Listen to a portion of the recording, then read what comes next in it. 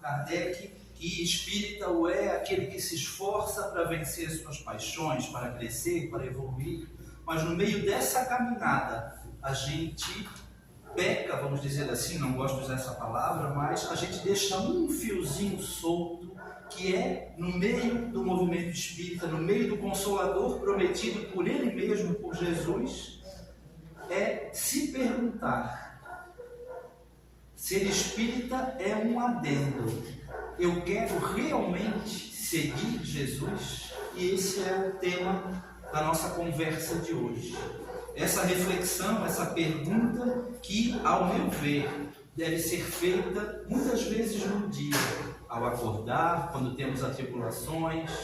Nem sempre vamos conseguir responder, nem sempre vamos conseguir ter uma resposta adequada e saudável ao nosso coração, devido às nossas falhas e à nossa imperfeição.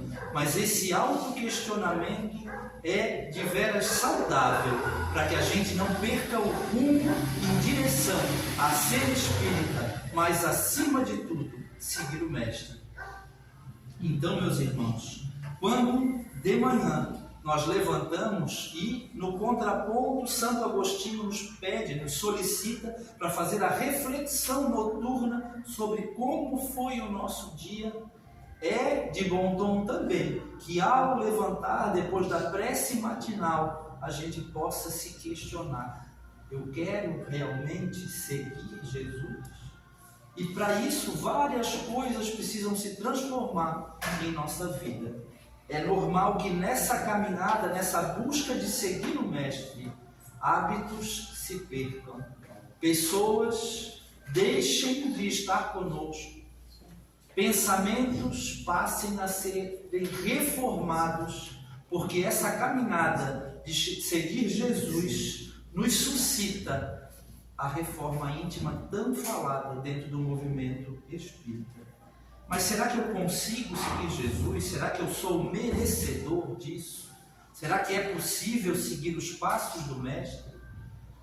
É importante que saibamos que a reencarnação de Jesus, muito bem programada por uma equipe gigantesca e incomensurável, traz em cada detalhe lições grandiosas para o nosso espírito. E desde a manjedoura, desde antes do nascimento do Mestre, ele já se comunicava com os nossos espíritos. E nada na sua história foi a esmo, nem antes da sua concepção e nem após o seu desencarne, o retorno à parte espiritual e a governança do nosso orbe, agora a gente sabe, do nosso sistema solar. Então, meus irmãos, quando José e Maria, indo fazer o censo obrigatório, buscam uma estalagem para pararem e pernoitarem, e devido ao censo a cidade cheia não tinha mais vaga para ninguém, eles se alojam, buscam um abrigo em uma estrebaria, demonstrando uma grande lição para nós de humildade. Pois aonde há união familiar, aonde há o amor, aonde há a verdadeira intenção de caminhar juntos, isso vai sobrepujar qualquer forma física. Devemos sim buscar uma moradia digna, crescimento para termos conforto, com certeza, dentro da dignidade do nosso trabalho. Mas se não nos é dado isso, o que importa é a energia dentro do lar. E para isso, a gente vai retornar uma historinha lá do nosso amado Chico Xavier, quando ele caminha com os seres evoluídos do movimento espírita pela rua, e ele passa na frente de um bar e a psicosfera dele capta um irmão solicitando ajuda, sacudindo a mãozinha porque já era hora de ser trazido para Jesus. Ele se desloca, pede licença para esse grupo de movimento espírita dos irmãos e vai até o bar. E enquanto ele se desloca para um atendimento fraterno, que dentro da alçada moral do Chico não tinha lugar, diferente de nós. Não estou falando de uma conversa amiga que pode ser realizada em qualquer lugar, mas o atendimento que ele foi dar era muito mais além disso. O pessoal começou a falar: nossa, o Chico entrando num bar. E quando ele retorna, mesmo ele estando lá conversando, ele A grande antena capta tudo e ao retornar ele diz: olha, meus irmãos, quando entramos num bar, ele vira um lar. Então, se eu carrego comigo a água do Evangelho, a atmosfera do bem, da paz e da caridade, não importa onde eu caminhe, aquele lugar vai se tornar um lugar agradável, apaziguador e confortante. Então, quando Maria e José preparam a manjedoura dentro da estrebaria, aquilo é de uma significação incomensurável. Por quê? Porque a manjedoura nada mais é do que um coxo de alimentação modificado para suportar o feno, a palhada seca que os animais se alimentam. E por que colocar Jesus ali? Porque ali seria o grande alimento para os nossos espíritos. Aquele menino que ali seria acolhido logo após o parto, seria o grande facilitador para a nossa caminhada em busca da paz, do equilíbrio e da perseverança no amor verdadeiro. Então, quando Maria arruma com o único paninho que tinha ali, ajeitando umas palhinhas e acomoda o menino Jesus ali, ele vem nos falar uma coisa sem proferir o verbo ainda. Ele vem dizer para todos nós que não importa como seja o nosso coração, mas a nossa manjedoura interna, e qualquer um de nós pode se preparar e formar um ninho para receber Jesus menino e fazer com que ele cresça dentro de nós. Essa é a grande lição da manjedoura. Sim, qualquer um de nós pode servir de abrigo e de lar para esse espírito solar, de modo que ele possa ser sustentado através do nosso exercício de crescimento, de abandonar o homem velho e ir se tornando gigante dentro de nós. Para isso, exemplo vivo, temos Paulo de Tarso, que era um matador, um perseguidor de cristãos, e teve o seu chamado, seu coração estava suscitando pelo Mestre e estava pronto. E do alto do seu cavalo ele tomba para renascer. Eis Saulo se torna Paulo de Tarso. Então nós temos sim também a nossa estrada de Damasco em direção ao Mestre. E se o nosso coração for humilde e estiver de portas abertas, ele vai acolher esse menino para que ele cresça dentro de nós. Para isso precisamos abandonar algumas coisas. E é do exercício pequenino que nasce as grandes modificações em nossa vida. Se começamos, como diz Haroldo Dutra Dias, no miudinho, nas pequenas coisas do dia a dia, nós vamos arrumando a nossa estrada em direção ao Mestre. O que Jesus busca conosco? É muito comum, quando alguém chegava perto do Mestre, ele, com certeza, se Chico Xavier conseguia captar, se Divaldo e outros, o Mestre já sabia o que cada um daqueles precisava, cada coisa íntima do seu coração, cada carência, mas mesmo assim, ele deixava uma outra lição. Sempre que alguém se aproximava do Mestre, ele perguntava: o que queres de mim? O que queres que eu faça? Mas se ele sabia, por que ele perguntava? Para aqueles que iam buscá-lo. Porque Jesus quer ter intimidade conosco. Ele quer diálogo diário.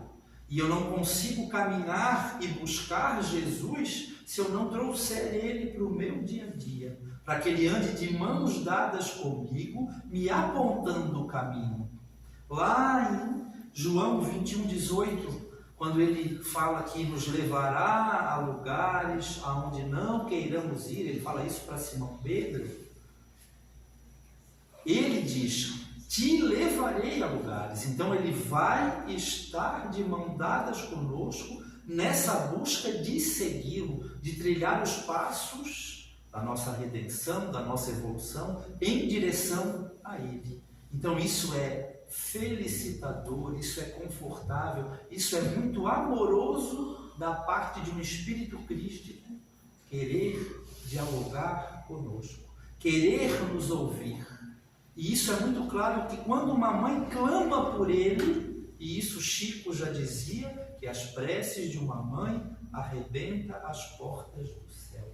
Então, se a nossa intenção se eleva em busca do Mestre, na mesma hora, milhões de mãos amigas se põem a nos ajudar. E se é Ele que nos conduz a esse caminho de redenção, se é Ele que busca a amizade conosco, quer que conversemos com Ele, isso é muito satisfatório e tranquilizador, porque mesmo que não haja ninguém materialmente do nosso lado, se o buscamos no íntimo do nosso coração, a melhor companhia estará conosco. Precisamos exercitar a nossa sensibilidade, porque presença física não é tudo, e às vezes é quase nada. Porque quando temos um amigo verdadeiro, e mesmo à distância, esse amigo, essa amizade, essa energia consegue se fazer presente em pensamento e em energia. E, se estudarmos, vamos ver que o fluido cósmico universal, o nosso grande oceano de comunicação, nos permite estarmos ligados a quem quisermos, de acordo com o nosso livre-arbítrio, com a nossa evolução. E a gente vê na trajetória de Jesus que muitos o procuravam.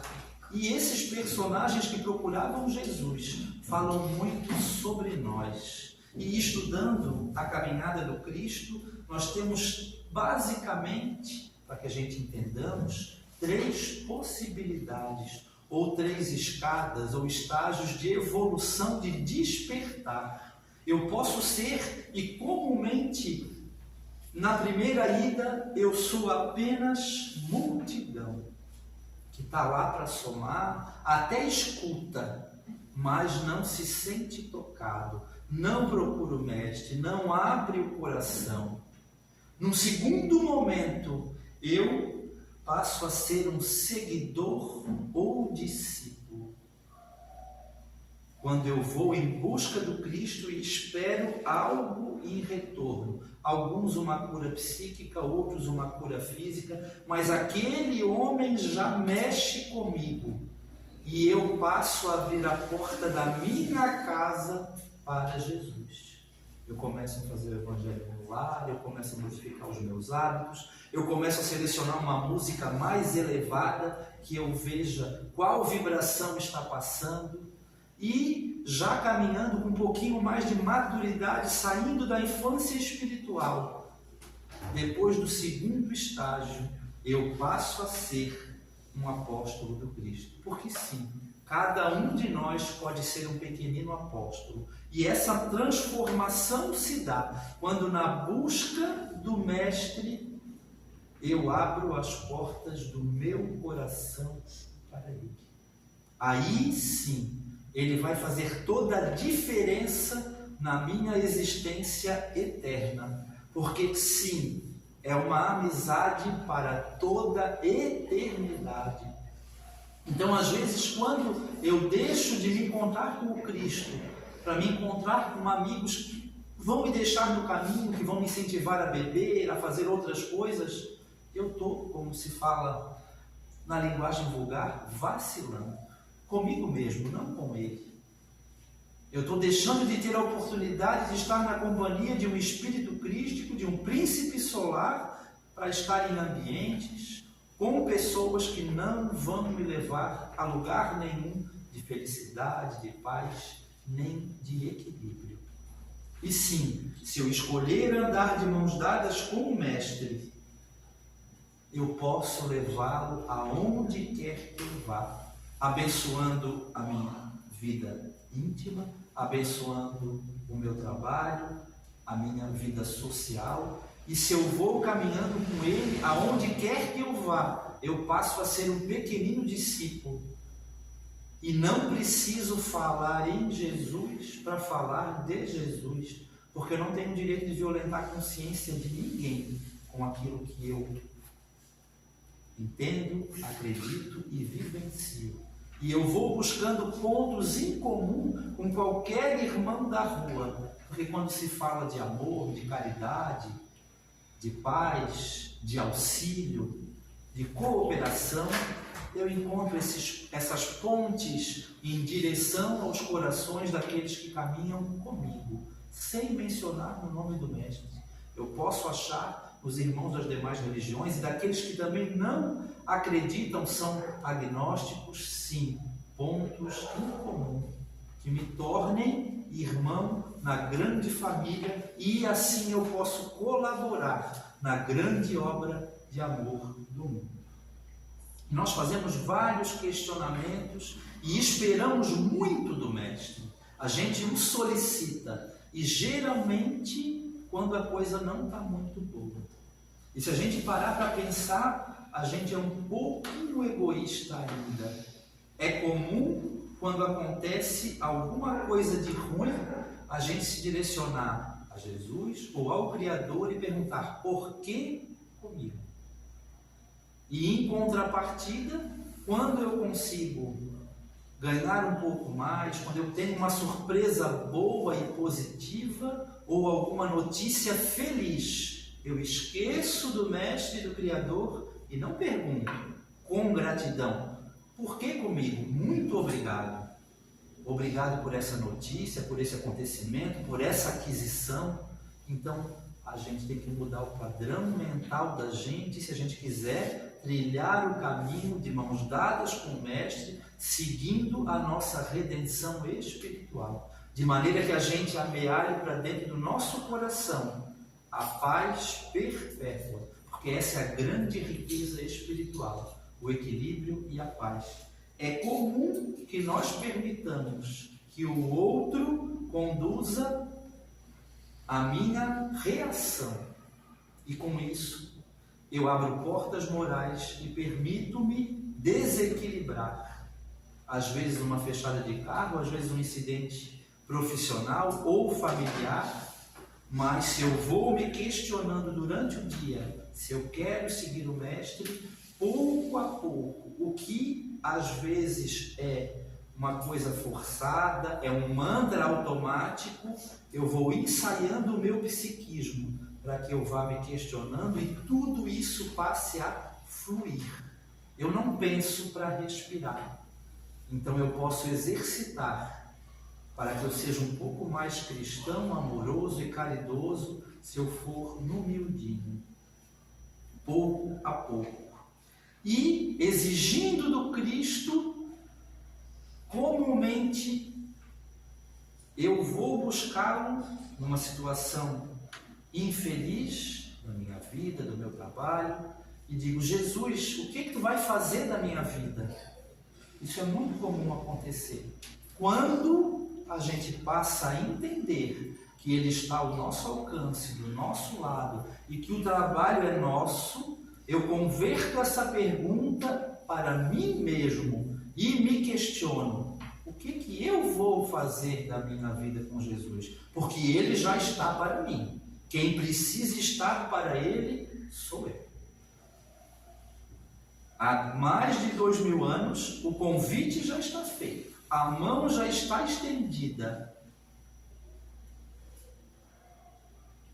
Um pouco antes da minha filha nascer, uns 2 anos antes, eu estava recebendo uma psicografia e se abre um painel via Roma Antiga e sai uma menina helênica, vestidinha, sandalinha de gladiadora, tiarinha de flores, vestidinho branco acinturado, e essa menina me pede para escrever. Eu vou fazendo a psicografia e no final ela, como uma adaga de despertar, como uma grande facada no meu coração para mim acordar, ela se despede, vira de costas, daqui a pouco ela volta e pergunta para mim: e tu, Augusto, quando é que o Cristo vai te habitar definitivamente? Eu preferia ter levado um tapa, ia doer um pouquinho menos. Mas esses espíritos são amorosos, exponencialmente caridosos e estão a todo momento como mestre, de mãos direcionadas ao nosso coração. E a partir do momento que eu faço o movimento de ir caminhar, de buscar, tudo me é oferecido. Os subsídios, as dificuldades vão aparecer. Agora é minha escolha se eu quero dificuldades com Jesus ou sem Jesus. E eu sou livre para escolher isso. Ninguém é forçado a nada, mas com certeza. Aí vem um ditado que a minha avó falava, né? Minha avó que me criou, que eu chamava de mãe. É o pouco com Deus é muito, o muito sem Deus é nada. Então, se a gente pode dividir o pão, por pouco que seja, com felicidade, alegria, amor e caridade, esse pão se torna um banquete. E na história de Jesus, lá no caminho de Emaús, a gente vai comprovar o que se fala. Porque Jesus só se transfigurou e apareceu para os peregrinos na hora da partilha do pão. Porque é quando eu divido, quando eu me coloco à disposição do todo, quando eu compartilho, ou resumindo tudo isso, é na caridade. Ele nunca deixou de estar comigo, mas é na caridade que ele se mostra mais claro. É ali naquele momento que aquele peregrino reparte o pão, aí ele se transfigura e se mostra àqueles que estavam desesperados à procura dele e saem de Jerusalém e vão para Emaús. Tamanho vazio que sentiram. Então sim, meus irmãos, por que o Chico recomendava às mães entristecidas ou aos familiares que perdiam alguém trabalhar, fazer caridade? Porque é no trabalho e é servindo que eu busco o caminho, que eu encontro o equilíbrio, a caridade me transforma. Ela vai tornando meu coração solo fértil para me despertar e cultivar dentro de mim as boas aventuranças que o Mestre falou. E nesses pequenos gestos, nesses pequenos detalhes, o que a gente tem que começar a vigiar? As mensagens, as conversas, as amizades. Será que os lugares que eu vou ainda falam ao meu coração? Será que eu me sinto confortável num lugar cheio de gente, com um monte de bebida e com coisas que eu nem percebo que estão acontecendo? Então a mudança, a direção é comigo. Eu vou começar a selecionar, como eu falei anteriormente, a música, as companhias, e quem estiver no mesmo campo vibratório vai me acompanhar. Eu posso caminhar em qualquer lugar e levar o Cristo comigo, mas enquanto eu estou nessa busca, nessa caminhada, sendo um aprendiz, um ceareiro, um viajor, um servidor do Cristo, ele era chamado de mestre, nós chamamos de mestre, então nós somos ainda alunos. Uma criança não vai sozinha de mochila para a aula. Algum responsável tem que levar. E nós temos o melhor responsável dividindo o peso da mochila conosco. Mas somos rebeldes e às vezes preferimos arrastar a mochila no chão, nos perder do caminho e não chegarmos na escola. Mas é preciso que apacientemos o nosso coração e comecemos a buscar o Mestre lá dentro. Ainda em João 21:18, o Mestre fala que levarei a lugares aonde não queiras ir, na busca pelo próprio Mestre. Temos lá no Salmo, né? Ainda que eu caminhe pelo vale da sombra da morte, Ele estará comigo, eu não temerei mal algum. O vale da sombra da morte é o vale da sombra da morte do homem velho, não é da passagem para o mundo espiritual. Então, nas dificuldades, quando eu estiver, porque eu vou atravessar sombras, mas o Consolador vem para me fazer entender as necessidades minhas de ressarcimento, de reparação, de refazimento, e no caminho eu posso torná-lo mais leve se eu escolho as minhas companhias físicas e espirituais, se eu vou trabalhar em prol do outro e se eu busco o Mestre com sinceridade e vontade de não só fazer reforma íntima, mas reformar todo o meu exterior. Para que ele sempre fala, né? Em verdade vos digo. Será que a gente está agindo em verdade com o Mestre? Quando eu digo, não, eu quero seguir Jesus. Ele ensinou, ele entregou o caminho. Ele se entregou com verdade em cada palavra. E a gente, será que está buscando ele com verdade? Será que já não cansamos de tantas coisas que viemos repetindo e repetindo? Então, meus irmãos, é preciso renúncia, é preciso desapego, é preciso despertar para seguir o Mestre. Estamos nos aproximando do Natal e na cena da manjedoura, ainda tão grandiosa, iluminada pela estrela de Belém, se achegam 3 reis magos, cada um trazendo um presente para o grande rei espiritual que havia nascido: incenso, ouro e mirra. Mas será o que quer dizer tudo isso? Será que é o valor material que importa? Será que é o quanto eu consigo de dar de presentes, de volume? Não. Ali na manjedoura, mais uma vez, o Mestre dialoga com os nossos espíritos, dizendo: eu só quero o melhor que você puder dar para mim, na busca pela estrada, na caminhada de mãos dadas comigo. Então vamos nos esforçar de dar o melhor para o Mestre. E como é que eu posso dar esse presente para o menino Jesus que vai nascer dentro do meu coração? Oferecendo o que eu tenho de melhor para o meu irmão. Porque o próprio Mestre disse, né? Estive doente, foste me visitar, tive fome, me desse de comer, tive sede, me desse de beber. Então é servindo o outro que eu sirvo o Cristo.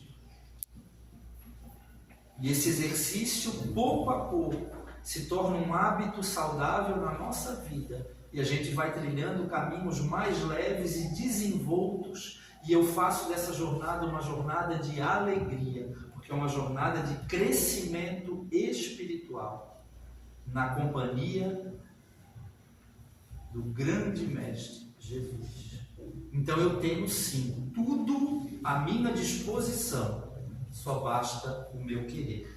Ainda nessa passagem de João, lá no finalzinho, Jesus reforça o convite e diz a ele: segue-me.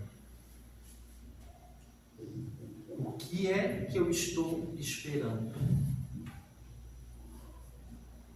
Mas com certeza temos Francisco de Assis como um grande exemplo material para nós, de uma simbologia indizível.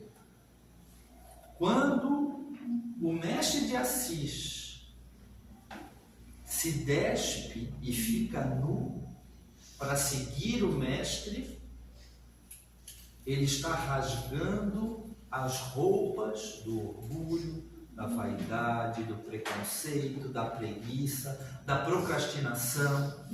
Este é o grande símbolo do despir-se de Francisco de Assis. Sendo pai, um fabricante de tecidos, um grande mercador, porque o pai advertiu ele: não, você está usando ainda a roupa que é feita por nós. Pois então eu vou me despir. E é muito comum a gente ver nas histórias do Cristo, da sua passagem, ele renomear pessoas, porque sim, é preciso ressignificar o que eu sou como indivíduo e renascer para ele. Ou seja, quando o menino Jesus nasce dentro de mim, é preciso que eu nasça junto com ele e faça o crescimento de mãos dadas, lado a lado.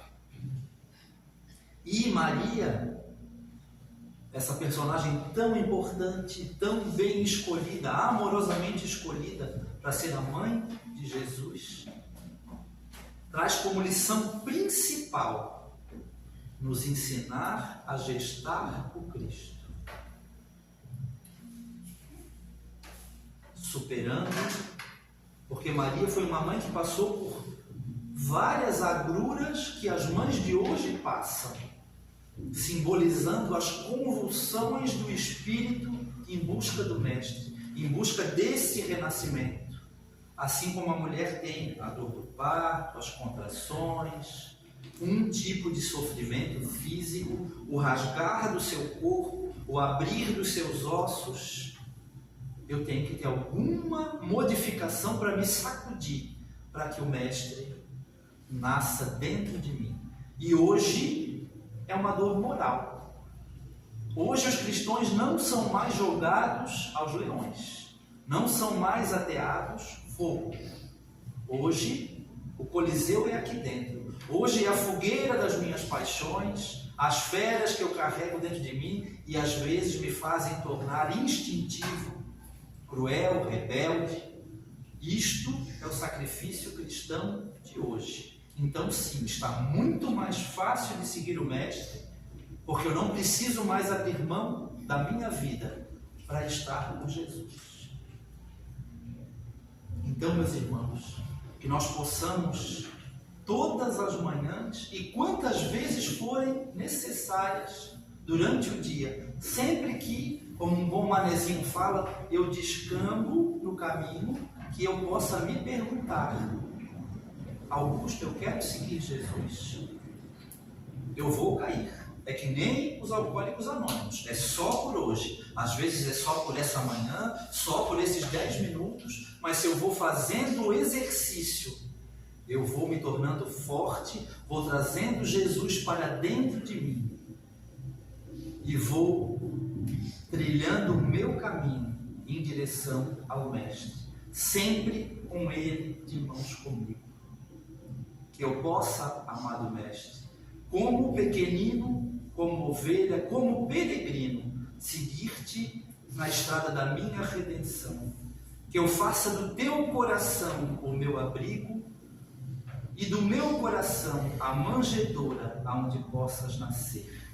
Que como espírito novo eu possa crescer e me tornar grandioso frente a ti, refletindo o amor que vem de Deus, auxiliando no caminho todos os irmãos meus que se põem a me suscitar.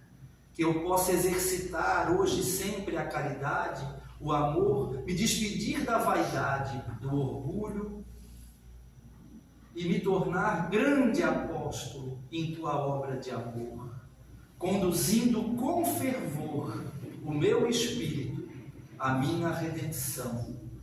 E eu busque como uma grande sinfonia na canção que tu deixastes, a partitura aonde eu deveria escrever a história da minha eternidade. Que assim seja.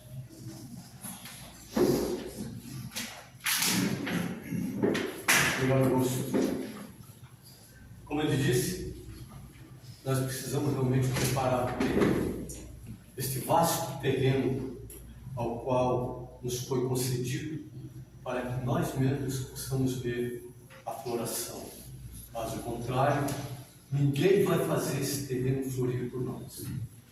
Vamos fechar os nossos olhos uma vez mais e agradecer pela mensagem que acabamos de receber, e com certeza era disso que nós necessitávamos hoje. E que ela possa sentar fundo no coração de cada qual aqui se encontra, para que possa levar em frente o projeto ao qual cada qual traça para o seu crescimento e para a volta na direção do Pai Celestial. E assim, em agradecimento, nós dizemos: Pai nosso que estás no céu, santificado seja o vosso nome, venha a nós o vosso reino, seja feita a vossa vontade, assim na terra como no céu. O pão nosso de cada dia nos dai hoje, perdoai, Senhor, as nossas ofensas, assim como nós perdoamos a quem nos tem ofendido, e não nos deixeis cair nas tentações, mas livrai-nos de todos os males, agora e sempre, que assim seja. E assim, então, agradecemos a espiritualidade amiga que aqui atua, a nossa Mãe Maria de Nazaré e a Jesus, que é a ponte que nos leva ao Pai. Por mais esta noite de festejos aos quais muitas das vezes não são tão reconhecidos como nós o reconhecemos. Muito obrigado, Augusto, que você possa ter um ótimo retorno na sua casa. Tá? E a seguir teremos paz. Pedimos para que todos permaneçam sentados em silêncio, serão chamados de quando para